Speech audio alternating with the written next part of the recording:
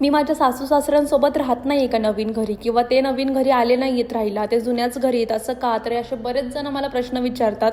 तर झालंय असं की कॅट्सला तिकडे कोण सांभाळणार? तुम्हाला माहीतच असेल की आमच्याकडे 5-5 कॅट्स आहे आणि ते ना मी ह्या घरी आणू शकत नव्हते माझ्या हेल्थमुळं किंवा काही कारणांमुळे. लवकरच सांगणार आहे मी तुम्हाला ते.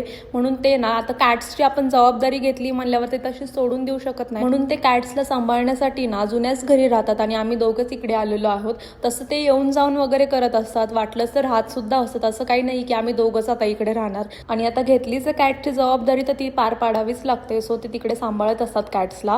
त्यानंतर माझं रुटीन शेअर करते. आज थोडंसं बाहेर गेले होते कामानिमित्त, त्यानंतर घरी आले, पटकन छान ना स्वयंपाक वगैरे करून घेतला आणि इकडे बघा पाऊस यायला लागला होता. त्यानंतर ना मग घरामध्ये लाईट्स वगैरे ज्या फिटिंगच्या राहिल्या होत्या त्या करून घेतल्या आणि बघू शकता किती सुंदर लुक आला. आणि हो, ही जी मोल्डिंग केली ना त्याच्यामध्ये मिडलला मला कोणती फ्रेम लावायची तुम्ही नक्कीच सांगा. एकदम अँटिक युनिक ॲस्थेटिक पाहिजे नाही मला, म्हणून तुम्ही नक्कीच सजेस्ट करा. त्यानंतर रात्री लाईट गेली होती ना. असा होता माझा आजचा दिवस. Bye bye.